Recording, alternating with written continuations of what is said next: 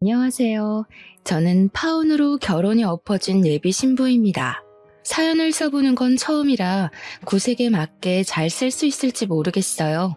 그저 제 이야기를 하다 보면 흐름에 따라 잘 들려드릴 수 있지 않을까 생각합니다. 시간이 되신다면 저의 94일생 파혼 스토리 좀 들어보고 가셔요. 제 직업은 원래 육상 선수였습니다. 한참 활동했을 때는 제 입으로 말하기 민망하지만 날아다녔었죠.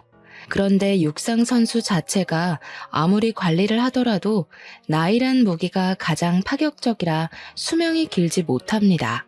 저도 당연히 나이를 1살, 2살 먹어가면서 체력적으로 무리가 찾아왔어요. 나이도 있고 무릎 건강 문제 때문에 어쩔 수 없이 30대 초반 나이로 은퇴를 하게 되었죠. 누구나 운동선수라면 한계적인 부분 앞에서 결국 멈춰서야 하는 순간을 맞게 되는데요. 그 시기는 가장 허무한 순간이면서 새 출발하는 시작점이기도 합니다. 그래서 혼자보단 주변 사람들의 응원이 좀 많이 중요해요. 그럴 때 제 곁에 남편이 있었습니다. 저는 운동 수명 다 되었다고 슬럼프를 맞는 것이 싫어서 바로 필라테스 자격증을 준비했거든요. 덕분에 슬럼프를 나름 잘 극복하고 이겨냈는데 필라테스를 차리고 예비 신랑을 만나면서 제 안에 남은 결핍까지 모두 채울 수 있었어요. 예비 신랑은 제가 차린 센터와 같은 건물층에 있던 개인 병원의 물리치료사였습니다. 출퇴근길에 잘 마주쳤는데 예비 신랑이 어느 날 저에게 대놓고 관심 있다고 연락처를 묻더라고요. 처음엔 거부감이 들어서 거절했지만 그 뒤로 예비 신랑이 부담스럽지 않게 다가와줘서 만나게 되었어요. 대화를 나누는 건 그리 어색하지 않았습니다. 저도 예비 신랑도 서로 몸을 치료하는 목적으로 사람을 상대하는 직업이라서 나눌 대화 주제는 많았죠. 오히려 일적인 대화로 시작을 하니 더 자연스러웠고 그게 제가 예비 신랑을 좋게 볼 수 있도록 마음을 열어줘서 인연으로 닿게 되었습니다. 예비 신랑은 운동을 했던 저의 선수 생활 얘기에 진심으로 존경심을 표현하기도 했어요. 심지어 제가 국가대표였다고 하니까 저를 한 번씩 연예인 생각하듯 사람들한테 자랑하곤 하더라고요.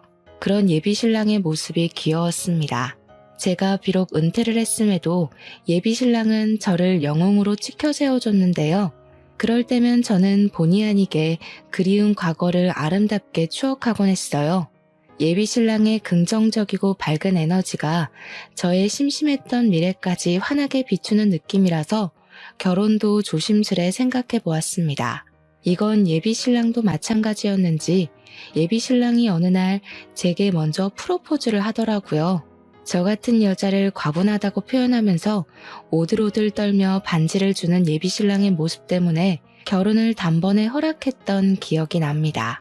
결혼을 약속한 사이가 되자마자 저와 예비 신랑은 더 가까운 사이가 되었습니다. 출퇴근은 무조건 같이 했고 괜찮다는데도 예비 신랑이 항상 저를 집까지 데려다 주었죠. 그러던 어느 날은 예비 신랑이 또 차로 저를 데려다 주려고 하는데 예비 신랑한테 전화가 온 적이 있어요. 제가 발신자를 살짝 봤는데 예비 시모더라고요. 예비 신랑은 저한테 양해를 구하고 안전벨트를 매기 전 전화를 받았습니다.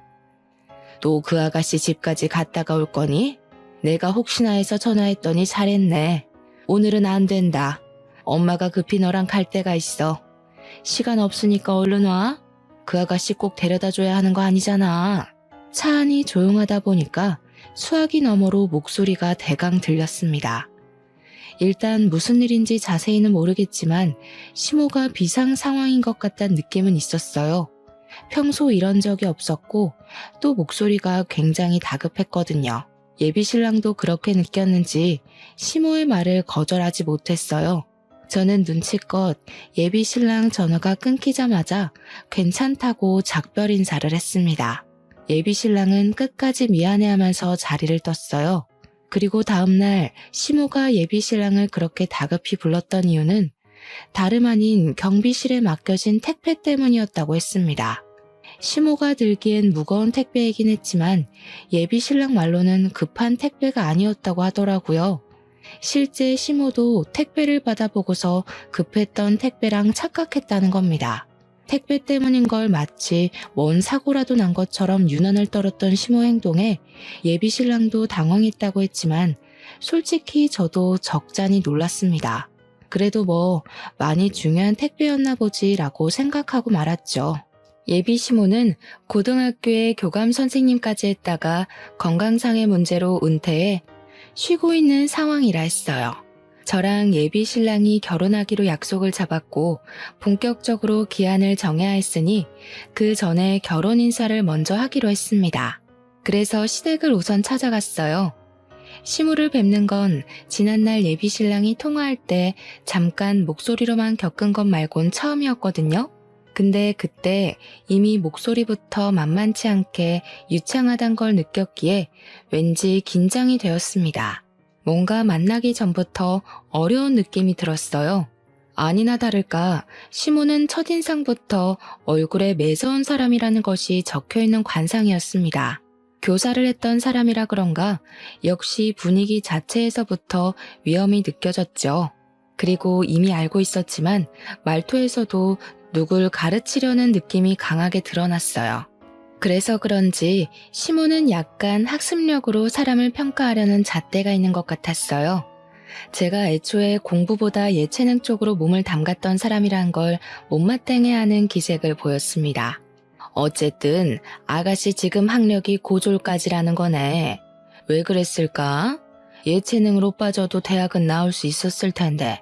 운동한다고 공부 손 놓는 건 내 나이 때나 그랬던 거고. 요즘 사람들은 미래 생각해서라도 이것저것 준비해두는 걸로 알거든요. 그래서 얘가 공부까지 한 애들보단 금메달 하나를 더 딸 수 있었던 거지. 엄마는 하나만 보고 여름 못 보네? 그것도 다 옛날 이야기지. TV에도 한 번 나온 적 없는 것 보니 유명한 선수도 아니었을 거 아니냐. 그리고 옛날에 상금 많이 탔다 해도 다 친정 밑으로 들어갔지. 지금이야 가진 돈 뭐 얼마나 남았을 거라고.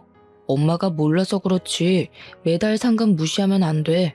그리고 지금 하고 있는 필라테스 센터도 우리 병원 여직원들 거의 다 등록해서 완전 매출 보장 상태라고. 예비 신랑이 저를 자랑스럽게 얘기를 해도 시모는 탐탁지 않은 태도를 일관했습니다. 오히려 예비 신랑의 생각을 꺾으려고 일부러 더 안 좋은 말로 반박하는 것 같았어요. 제가 눈앞에 있는데도 서슴지 않게 경우 없는 말을 내뱉었죠. 거기서 예비 신랑이 능청스럽게 제 편을 들어주면서 치켜 세워주지 않았다면 분위기가 정말 이상해졌을 만큼 시모는 첫 대면부터 솔직했습니다. 시모 말투는 앞서 말했듯이 교사처럼 가르치는 듯한 느낌이 강했는데요. 예비 신랑이 잠깐 자리를 비운 사이 제가 어색한 분위기 좀 깨보려고 시모한테 조심스레 말을 걸었거든요. 어머님 마음에 제가 어떻게 보이실진 모르겠지만 학력 낮은 것과 별개로 저 정말 열심히 살아왔거든요. 한 번도 학력 때문에 무식하단 소리 들어본 적 없어요. 결혼 허락만 해주시면 증명해 보일게요. 시모는 제 말을 잠자코 듣더니 처음 뱉은 말이 말을 놓겠다는 대답이었습니다. 그리고 본격적으로 자기 주장을 더 황당하게 밀어붙였죠. 욕심만 있다면 패기 정도는 누가 못 부리겠니? 나는 우리 아들이 이상한 데 장가가는 거 원치 않아. 그러려고 뼈 빠지게 돈 벌어서 키운 거 아니거든. 그러니까 언제든지 네가 내 기준에 맞지 않는다고 생각하면 내 아들 의사와 상관없이 헤어지는 거야. 알겠니? 이미 자기가 결정하고 제게 통보하는 시기였습니다. 시모의 제안에 어안이 벙벙했던 저는 대답까진 못 해드렸어요. 예비 신랑이 자리에 같이 있을 때만 해도 그런 소리 안 하더니 저를 대놓고 떼어놓으려는 게 보여서 말문이 막혔어요. 우선 부모님 두 분이 학원 하신다고 했지? 학교 선생님도 아니고 일개 학원 강사면 겨우 먹고 살 정도겠구나. 아쉽지만 일단 사돈 자리는 탈락이네. 상견례는 다른 부분까지 차차 알아보고 결정하마. 시모는 애초에 제 대답 따위 필요 없었던 겁니다. 자기 할 말만 내뱉고 바로 일어나더라고요. 그리고는 주방으로 가버렸어요. 거기서 제가 뭘 할 수 있는 게 없어서 앉아 있었던 것도 있지만 어처구니 없어서 앉아 있었던 것도 있었어요. 저희 부모님더러 탈락이라 평가를 했다는 게 너무 기분 나쁘고 어이없었습니다. 그걸로 모자라 차차 알아본다는 건 또 무슨 소리지 싶었어요. 뭔가 선생 대 학생으로 평가받는 기분 같아서 감정이 확 상하더라고요. 아무리 시무가 어른이라지만 저도 성인이거든요. 이곳은 학교가 아니고 사회잖아요. 사회에 나오면 적어도 서로에 대해 기본적인 예의는 지켜야 하는 거 아닙니까? 어떻게 선생이었다는 사람이 그런 기초적인 지식을 더 모르는 건지 모르겠더군요. 아무튼 그래서 시모는 결혼을 반대한다는 건지 아니라는 건지 애매모호한 느낌만 주었습니다. 그 상태로 예비 시댁을 나왔어요. 시댁을 나오고 제가 표정이 안 좋으니 예비 신랑이 제게 당연히 물어왔습니다. 예비 신랑도 어느 정도 자기 엄마가 제게 예의 없게 굴었다는 걸 알고 있더라고요. 우리 엄마가 좀 까칠하지. 말은 저렇게 해도 마음은 따뜻하신 분이야. 처음부터 기준을 높게 잡아야 허튼 사람 걸러낼 수 있다고 괜히 오버하신 거야. 그러니까 너무 겁내지 마. 아마 당신이 감정적으로 안 나와서 엄청 좋게 보고 계실걸? 이런 것도 칭찬이라고 하는 건지 모르겠더군요. 예비 신랑은 자기 없을 때 시모가 제게 어떤 말로 돌직구를 날렸는지 몰라서 이런 태평한 소리를 하는 거였습니다. 저는 굳이 저 혼자 소가리를 하고 싶지 않았습니다. 제가 아직 결혼을 한 것도 아니었고 예비 시모의 일이면 예비 신랑도 알고 있어야 된다고 생각했거든요. 그래서 예비 신랑이 자리를 비웠던 딱 그때의 사실만 얘기를 했어요. 그랬더니 예비 신랑이 뜬금없이 하하 웃더라고요. 저는 나름 심각하게 얘기를 한 건데 웃어버려서 더 기분이 나빴습니다. 엄마가 또 옛날 습관 못 버리고 그랬나 보네. 엄마한테 그런 선생 같은 말투가 고질병 같은 거거든. 너처럼 오해하는 사람들이 많아. 근데 절대 신경 쓸 것 없어. 말 그대로 오해니까. 오해? 나는 지금 어머님 말투를 뭐라 하는 게 아니라 내용을 갖고 따지는 거야. 어머님이 우리 부모님더러 사돈 자리는 탈락이라는 소리를 했는데 그게 그냥 웃고 넘겨야 되는 습관이라고? 기분 나빴으면 미안. 나는 엄마가 이러는 거 워낙 익숙해서 몰랐어. 불편했어? 엄마한테 사과하라고 말할게. 예비 신랑은 뒤늦게야 진지한 제 표정을 보곤 자기가 시모한테 잘 얘기해서 오해 풀 수 있도록 하겠다고 했습니다. 다시는 이런 말실수 나오지 않도록 조심시키겠다는 말도 했죠. 예비 신랑이 어련히 잘 알아서 할 거라고 생각했어요. 그런데 며칠 뒤였습니다. 어느 날 연락도 없이 시모가 제가 일하는 곳으로 찾아온 겁니다. 시모랑 안면을 튼 사이인 건 맞지만 그래봤자 결혼 인사 때문에 찾아가서 겨우 한 번 봤던 것이 다였어요. 시모가 이렇게 연락도 없이 제 직장을 들이닥칠 만큼 가까운 사이가 아니란 말씀을 드리려는 겁니다. 그래서 제가 당황해도 무척 당황했죠. 시모가 어떻게 찾아왔을까? 갑자기 왜 찾아왔을까? 그런 걸 급하게 머리 굴려 생각해보면 전부 예비 신랑의 존재가 걸렸어요. 아마 예비 신랑이 결혼 인사 때문에 시모한테 뭔 얘기를 해서 저를 찾아온 게 아닌가 싶은 생각이 뒤늦게 들었습니다. 그나마 가장 사실에 가까운 강력한 추측이었죠. 어머님, 갑자기 어쩐 일로 찾아오셨어요? 어머님 오실 거란 얘기를 따로 들은 게 없어서 전혀 모르고 있었거든요. 모르는 게 당연하지. 내가 말 안 하고 왔으니까. 그냥 내 아들 병원에 물리치료 받으러 왔다가 네가 여기서 센터 한다는 얘기가 생각나서 잠깐 들렸다. 물리치료를 받으러 왔다는 것이 핑계라는 건 저도 나이가 있기 때문에 훤히 보이는 속셈이었습니다. 시모는 굳이 그런 거짓말을 하면서 제 센터가 보고 싶어 찾아온 것 같았어요. 저와 말을 주고받으면서도 노골적으로 제 센터를 쓱 둘러보는 느낌이 있더라고요. 지난번 결혼 인사 갔을 때 다른 건 차차 알아보겠다고 하더니 이런 불시의 점검이 그런 과정 중 하나였지 않나 싶습니다. 한눈에 들어왔을 센터를 눈에 다 담고 난 시모는 그제야 제게 눈길을 두었는데요. 이번엔 저의 차림새를 위아래 훑는 겁니다. 곧 혀를 끌끌 차면서 말씀하셨어요. 결혼할 남자도 있는 여자가 이런 야한 옷을 입고 일을 해? 혹시 일부러 다른 이성들의 시선을 즐기거나 그런 쪽에 취미가 있는 건 아니겠지? 그런 게 아니라면 앞으로도 이런 식으로 일할 거니? 이런 식이라뇨? 누가 들으면 제가 뭐 부정행위라도 하다 걸린 사람인 줄 알겠어요. 어머님, 여기 제 직장이에요. 아무리 그래도 말씀 좀 조심해 주세요. 조심은 너부터 하는 게 좋겠는데? 내 아들이 무려 같은 병원에서 일하고 있는 임직원인 걸 알면서 신부 될 사람이 쫄쫄이 입고 아래층에서 이런 식으로 설쳐대는 거 사람들이 알아봐. 천박하게 보지 않겠니? 말이 너무 대놓고 심한 것이 시모는 저한테는 아예 예의를 차릴 생각이 없어 보였습니다. 그 탓에 주변 회원님들까지 시모하는 말을 다 듣게 되었는데요. 솔직히 너무 창피했고 자존심이 상했어요. 제가 결혼도 하기 전에 이런 시모를 만나게 생겼다는 걸 광고하는 셈이라 쓸데없이 동정심을 살 것 같기도 했죠. 저는 일단 보는 눈 때문이라도 어쩔 수 없이 시모를 휴게실로 모셨습니다. 어머님이 어떤 기분으로 그런 소리 하셨는지 이해해 줄 수 있는데요. 좀 좁게 충고하실 수도 있는 거 아닌가요? 그래도 겨우 두 번째 보는 거면 초면이나 다름없는데 너무 매너가 없으시네요. 넌 젊은 애가 왜 이렇게 눈치가 없니? 내가 왜 이러는 것 같은지 모르겠어. 눈치라도 있으면 그나마 덜 민망하게 헤어질 수 있으려나 했는데 역시 남들보다 머리 굳은 지가 오래돼서 그런가 보네. 시모가 딱 그 말을 하면서 저를 새초롬하게 째려보는데 저는 그 순간 알아챘어요. 시모는 우리 결혼을 처음부터 반대했다는 것을요. 애초에 제가 운동을 했었다는 이유만으로 저를 며느리로 들일 생각이 아예 없었다는 것을요. 알아서 나가떨어져 나가길 바래서 저한테 그리 매너 없게 굴었다고 친히 말씀하시더라고요. 그걸 그제야 눈치챈 저도 어쩌면 미련한 면이 없지 않았다곤 볼 수 없을지도 모르겠네요. 나는 적어도 우리 아들이 같은 병원 일 하는 사람이나 공무원은 되는 사람이랑 결혼하길 바라거든. 요즘 세상에 가방끈이 길고 짧은 건 상관없다고들 하는데 난 교감까지 해봤잖아. 내 눈엔 다 티가 나. 시모가 말하길 저는 겨우 고졸이었고 고등학교 때도 공부보단 운동을 했던 사람이니 저랑 예비신랑은 격이 안 맞는다고 판단하셨습니다.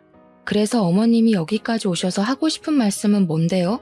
어머님 지금 지난번에 했던 말 또 하고 계세요. 저 그만 무시하시고 바른 대로 말씀해 주세요. 내가 널 또 언제 무시했다고 그러니? 이것 봐.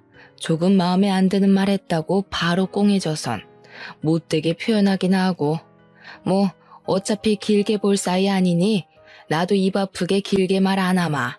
이 결혼하지 마라.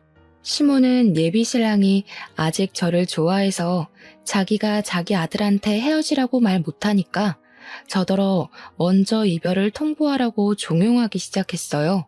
결국 이거였던 거예요.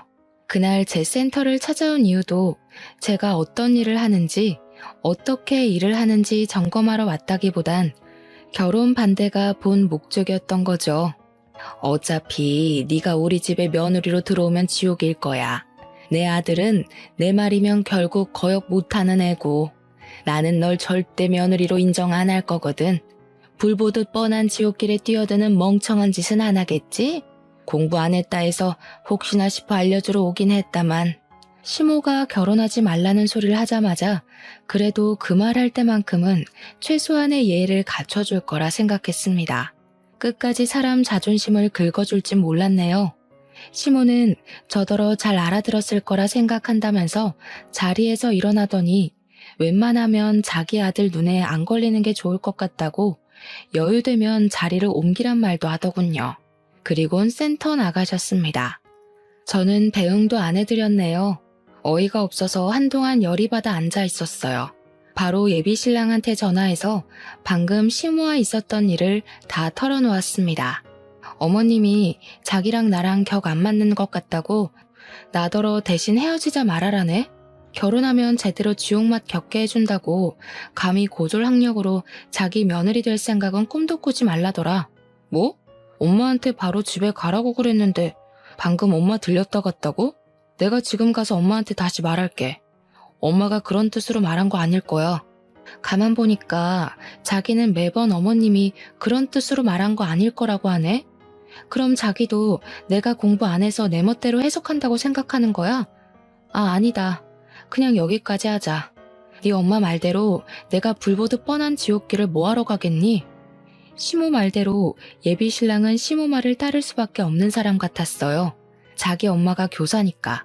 은연중에 자기 엄마가 틀린 말을 했을 리 없다는 생각을 전제로 깔고 있는 것 같았습니다. 그게 시모를 컨트롤 못하는 것과 같은 맥락이겠죠. 매번 같은 말로 오해를 풀려고 하는 태도를 보니 결혼하고 나서 예비 신랑이 어떻게 나올지도 불보듯 뻔하더군요. 저는 제 앞날이 빤히 보이는 그 길을 굳이 가고 싶지 않았어요. 예비 신랑의 엉터리 행실 덕분에 예비 신랑을 향한 사랑마저 시들어져 버린 건 정말 다행이었습니다. 제게 콩깍지가 남아 있었다면 가시밭길을 자진해서 이겨내려고 했겠죠. 저는 그런 수모 당하면서까지 결혼을 할 만큼 멍청하지 않았기 때문에 남편에게 이별을 통보했습니다. 그런데 말입니다. 그 뒤로 이별을 받아들이지 못한 예비 신랑이 센터를 빈번하게 찾아오기 시작했어요. 개무시하긴 해줬지만 예비 신랑이 눈에 띄게 망가지는 것이 보여서 점점 신경 쓰이더라고요. 만나주지도 않을 건데 계속 퇴근하면 기다리고 주말마다 일도 안 하면서 센터를 찾아왔어요. 그래봤자 어차피 공공장소라 예비 신랑이 저를 함부로 하진 못했거든요. 또 회원들도 계속 들락날락했으니 예비 신랑이 제게 마음 놓고 말을 걸지도 못했습니다. 아무리 무시하려고 해도 한때 결혼까지 생각했던 사람이기에 완전히 무시하는 건 무리였거든요. 그래도 저러다 말겠지 싶어서 내버려뒀어요. 선을 넘는 짓을 하는 건 아니라서 경찰에 신고까진 안 했죠. 근데 예비 신랑이 심해지면 더 심해졌지 일상을 회복할 기미가 안 보이더라고요. 정말 일도 제대로 못할 만큼 피폐해져 갔어요. 나중엔 같이 일하는 동료 직원이 저를 찾아오기까지 했다니까요. 몰래 저를 찾아와서는 예비 신랑한테 한 번만 더 기회 주면 안 되겠냐 대신 부탁하는 거 아니겠습니까? 그때부터 제가 다시 말도 안 되는 고민을 했던 거예요. 원래 한번 고물이 되어버린 건 다시 걷어들이는 게 아닌데 쓸데없이 제 손때 묻은 그 고물에 정이라도 남아있었던 건지 결국 흔들린 거죠. 그런 와중에도 예비 신랑은 제게 매일 전화해왔고 저만 보면 하염없이 울고 그랬어요. 그래서 수천 번 고민 끝에 제가 결국 예비 신랑을 다시 만나버렸네요. 대신 결혼은 보류하고 말이죠.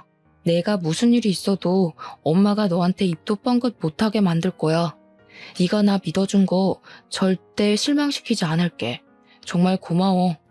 예비 신랑은 저랑 어떻게든 결혼까지 하고 말겠다는 기세를 보였어요. 저는 솔직히 결혼 욕심까진 더 이상 없었거든요. 근데 예비 신랑이 자기가 알아서 시무를 처리해보겠다니까 그냥 그 모습도 궁금해서 내버려 뒀습니다. 그런데 그걸 아주 화끈하게 보여줄지는 몰랐어요. 예비 신랑이 제게 결의를 보여준 지 한 달이 지났을 때쯤이었는데요. 예비 신랑이 그동안 자기 나름대로 시무한테 반항을 했나 보더라고요.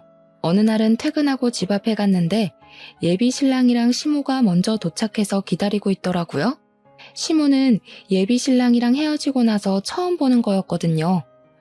준비되지 않은 마음으로 시무를 발견하니 저절로 주춤하게 되었습니다. 저도 모르게 굳이 마주치고 싶지 않아서 도망가려는데 예비 신랑이 저를 붙잡고 한 번만 같이 시간 갖자고 부탁하기 시작했어요. 자기가 시무를 회유시켜서 사과하러 온 거라고 하더라고요. 예비 신랑이 곧장 시무를 끌고 제 앞에 세우더니 정말로 사과하라고 시키는 겁니다. 엄마 분명 나 결혼시키겠다고 약속했어. 안 그럼 내가 엄마 아들 안 하겠다고도 했고. 예비 신랑이 시무한테 저렇게도 말을 할 줄 아나 싶었어요. 그걸 보면서 예비 신랑도 시무한테 대들려면 대들 수 있는 사람이구나 라는 생각이 들었습니다. 근데 문제는 시무가 진짜 제게 사과를 할까? 그거죠. 처음부터 제가 수준 낮아서 마음에 안 들다 했던 사람인데 콧대 높은 사람이 과연 고개를 숙일까요?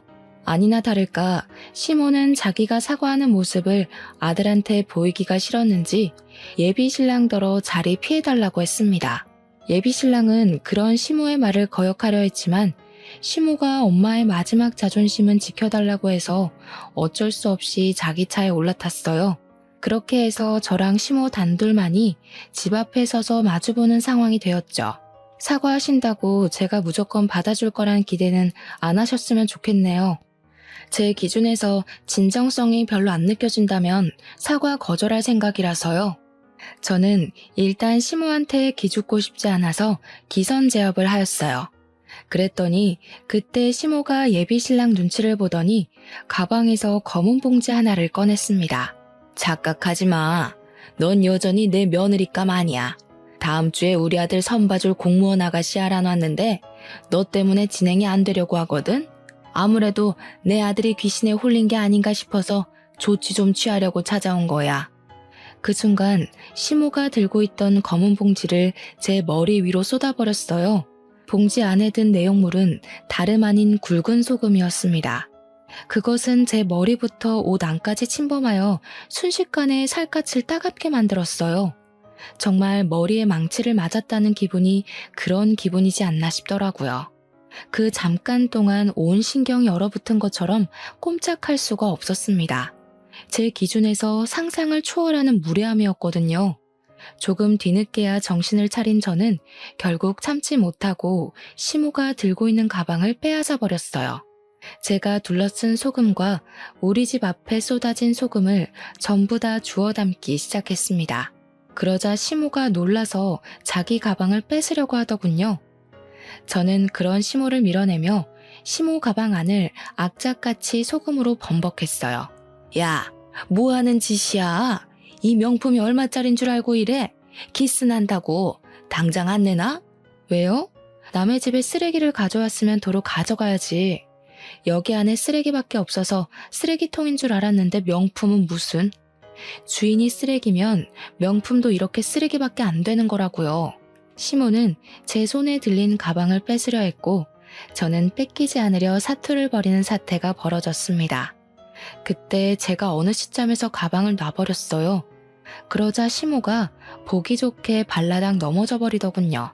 그 꼴에 대고 제가 남은 소금 싹 다 가져가라고 친히 손으로 퍼다 시모한테 전부 뿌려줬습니다. 나도 당신 며느리 할 생각 없는데 만약 재수없게 며느리가 된다면 그쪽을 영원히 불행한 시어머니로 한번 만들어줘 볼까 했거든? 똥 밟았다 생각하기 싫으면 내 눈앞에 다신 나타나지 마세요. 마지막 경고예요. 우리의 소란을 알고서 뒤늦게 차에서 내린 예비 신랑은 사태의 심각성을 보고서 경악을 금치 못했습니다. 그리곤 바로 넘어져 있는 자기 엄마한테 달려갔어요. 저를 다소 원망스럽게 쳐다보더라고요. 자기야, 우리 엄마가 사과하러 온 거잖아. 아무리 쌓인 게 있어도 이건 아니지. 엄마가 한 발 양보했으면 자기도 똑같이 양보해야 되는 거 아니야? 대체 왜 이렇게 못돼진 거야? 아, 그래. 네가 고작 이 정도 안목이란 거 확신할 수 있게 돼서 다행이다.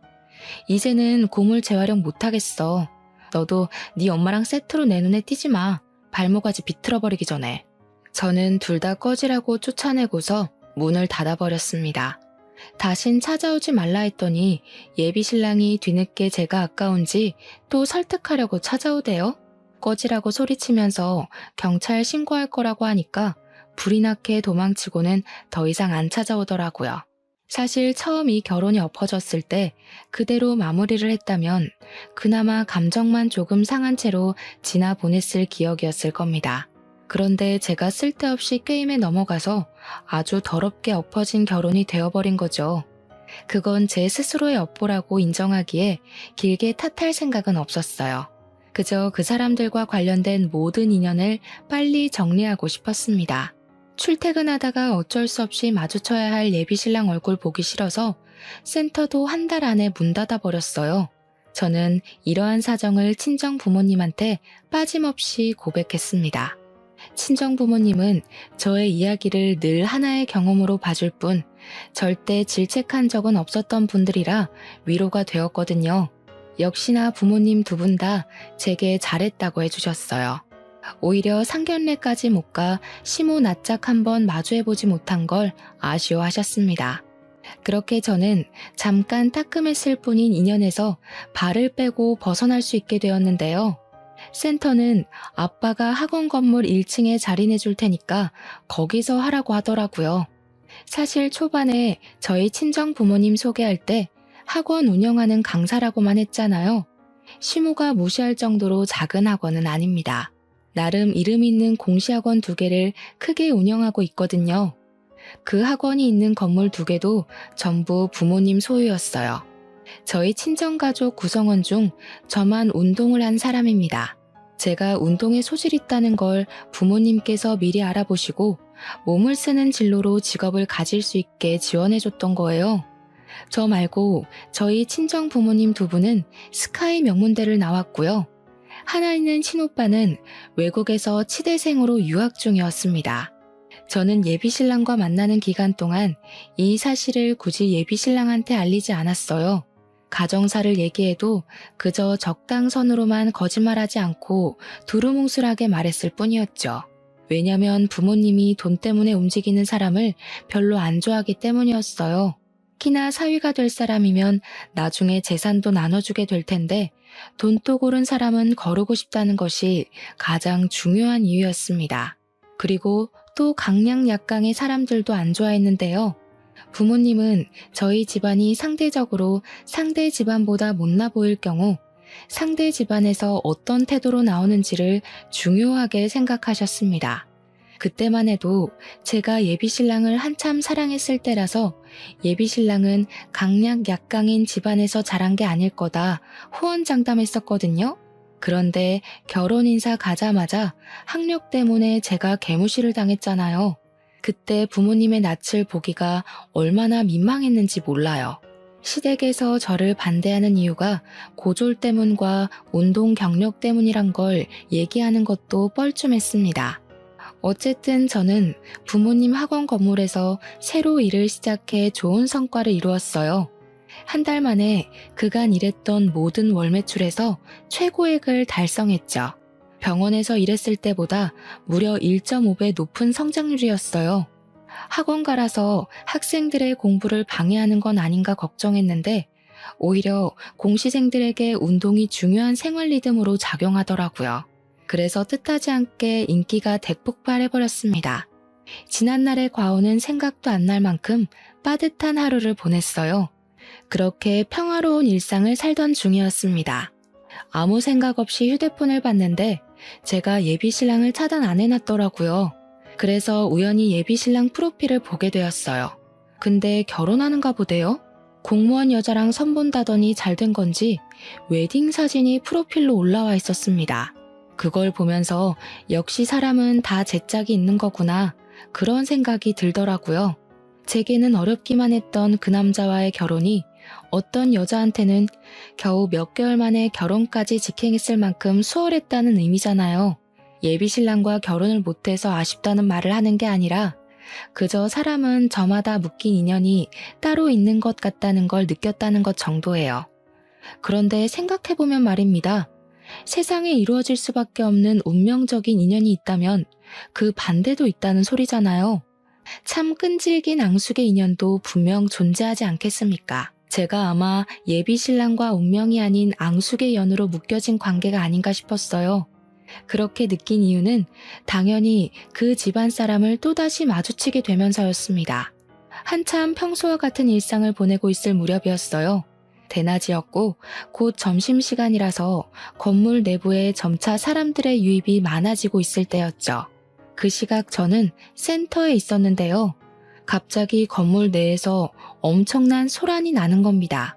소방 대피 훈련할 때 말고는 보통 이 정도의 소음은 생기지 않는 곳이 공시학원이거든요. 그래서 단연 그 소리에 관심이 몰릴 수밖에 없었어요. 저뿐만 아니라 건물 내부의 모든 사람들이 다 그랬죠. 그건 수업까지 방해될 정도의 행패였던지라 구경 나가지 않을 수가 없었는데요. 저도 뒤늦게 센터를 나가봤다가 정말 깜짝 놀랐지 뭡니까.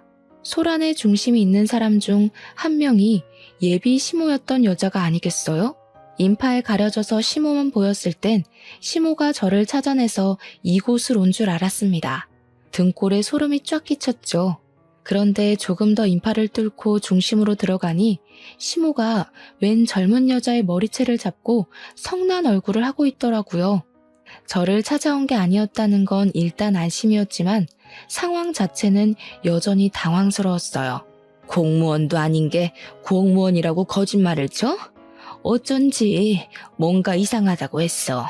아직 필기도 못 붙어서 학원이나 다니고 있던 주제에 어디서 공무원이었던 나를 속이고 내 아들이랑 결혼을 하려고 해. 내 아들한테서 얼마나 뜯어갔어. 보아하니 시모에게 머리채를 잡혀 비명을 꽥꽥 지르고 있는 여자는 제가 예비신랑 프로필에서 봤던 그 여자인 듯 했습니다. 예비신랑과 결혼하려 했던 여자인데 공무원이 아니라 우리 부모님 학원을 다니고 있던 공시생이었나 봐요. 억울해하면서 해명하는 여자 얘기를 들어보니까 결혼하기 전에 시험이 하나 있는데 그때 무조건 붙을 자신이 있어서 일부러 말 안 했다고 하더라고요. 그건 당장의 결과를 원하는 시모한텐 통하지 않을 이론이란 걸 저는 예측이 되었죠.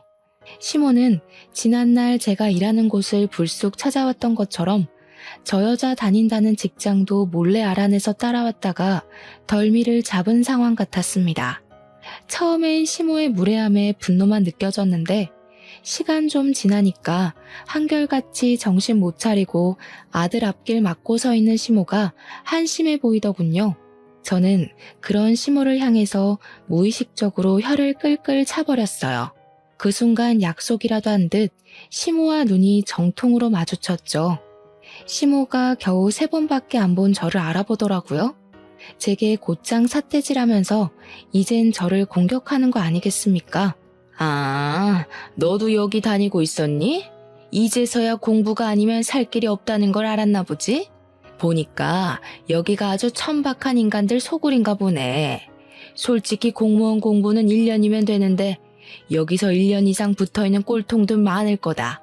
이럴 시간에 다른 데로 머리 굴려. 지금 남의 업장에 와서 뭐 하시는 거예요? 예나 지금이나 무례하신 건 여전하네요. 젊은 사람들 괴롭힐 힘도 많고 너무 쌩쌩하신 거 아니에요? 할 짓이 없어서 힘이 남아도는 건가? 이것 봐.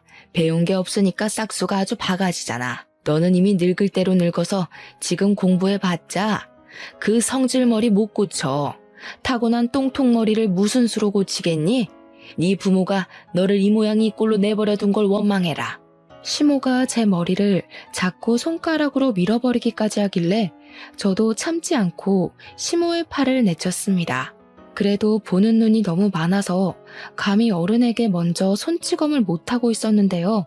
그때 엄마가 나타나서 시모의 뺨을 사정없이 후려쳤어요. 저희 엄마야 그 건물의 주인이었고 그 학원의 원장이었으니 얼굴 모르는 사람이 없었는데 그런 과감한 행동을 해버려서 저뿐만 아니라 다들 놀란 상황이었습니다. 아, 우리 딸 시모 될 뻔했다던 분이신가 보네요. 그때 우리 딸한테 소금 부었다고 들었는데 꼭 한번 뵙고 싶었거든요. 제가 바빠서 뒷조사할 시간이 없어서 이제야 인사드려요. 저는 미처 소금을 준비 못해서요. 똑같이 따끔거릴 테니까 쌤쌤으로 하죠. 뭐야? 딸? 당신이 이 아가씨 부모야? 어쩐지 밑도 끝도 없이 천박하게 손부터 올린다 했다. 부모가 이 모양이니 자식 새끼도 개념 없는 짓 하고 다니지. 보나마나 그쪽도 어디 중졸이나 고졸이죠? 아, 국민학교로 끝인가? 시모는 얻어맞고도 뭐가 그리 당당한지 우리 엄마 앞에서 하하호호 열심히도 비웃고 있었습니다. 그런데 앞서 말씀드렸다시피 건물 이용자 중에서 우리 엄마를 모르는 사람들은 거의 없어서 다들 시모가 하는 말에 오히려 더 수군거릴 뿐이었어요. 스스로 조롱거리를 자처하고 있는 시모를 보면서 저도 웃음이 나오더군요. 네, 잘 물으셨네요. 당신이 일개 학원 강사라고 무시했던 여기 학원 원장입니다. 그쪽 어떻게 생겨먹었나 상견례 못해서 많이 아쉬웠어요. 근데 남의 건물에서 이렇게 꼴불견으로 나타날 줄은 몰랐습니다. 시모는 우리 부모님 학원 규모를 얼마 정도로 생각했는진 모르겠는데 일단 눈으로만 훑어도 학원 크기가 소규모는 아니니 좀 당황하는 눈치였어요. 그걸 엄마도 아는 건지 대답 못하고 있는 시모에게 마지막 한 방을 먹여버리시더라고요. 참, 고맙단 인사 꼭 드리고 싶었어요. 하마터면 우리가 건물 하나 날릴 뻔했잖아요. 저희가 딸 결혼하면 선물로 건물 명의 넘기려 했거든요. 그런데 사위될 집구석이 영 개판이란 걸 결혼시키기 전에 보여주셨으니 저희한텐 은인이나 다름없으십니다. 뭐라고요? 건물? 지금 이 건물이 그쪽 거라도 된다는 말이에요? 사람을 놀리는 것도 정도가 있지 건물주는 뭐 아무나 하는 줄 알아요? 아무나 못하죠. 그러니까 그쪽은 겨우 교감 선생 자격 하나 달았었다고 기세등등해서 까불고 다니는 것밖에 못하는 거예요. 여기 학생들 보고 꼴통이라 소리칠 시간에 그쪽 마인드가 똥통은 아닌지 꼭 돌아보셨으면 하네요. 고작 공무원 며느리 하나 얻겠다고 건물주 며느리를 놓쳤다는 사실을 뒤늦게 자각한 시모는 끝내 사색이 되어버렸습니다. 그리곤 이제 왜 저더러 그 중요한 사실을 숨겼냐고 원망하길래 엄마가 결국 경찰에 신고해버렸어요. 시모는 경비원과 경찰에 의해서 그대로 건물에서 쫓겨났습니다. 그리곤 그 이후 시모가 뻔뻔하게도 예비 신랑을 데리고 우리 집을 몇 번 찾아오더라고요. 초면에도 들려준 적 없던 상냥한 목소리로 계속 얘기 한번 나누자고 조르는 거 아니겠습니까? 이미 미련 따위 없던 저는 마냥 귀찮아서 결국 이사를 가버렸어요. 그랬더니 시모가 이젠 부모님 건물로 찾아오기 시작하더라고요. 구질구질하게 왜 이러세요? 안 어울리니까 제발 하던 대로 하고 사세요. 이제 와서 높은 콧대 깎는다고 뭐가 달라지겠어요? 교감 아줌마는 건물주 며느리까지 품을 그릇이 안 되는 사람인 거예요. 그러니까 자존심에 딱 맞는 공무원 아가씨나 더 발굴하러 다니시라고요. 저는 바로 경찰한테 신고해서 접근금지 신청을 때려버렸습니다. 돈으로 혼을 내줘야 정신을 차리니 그것 또한 문제인 사람들이더군요.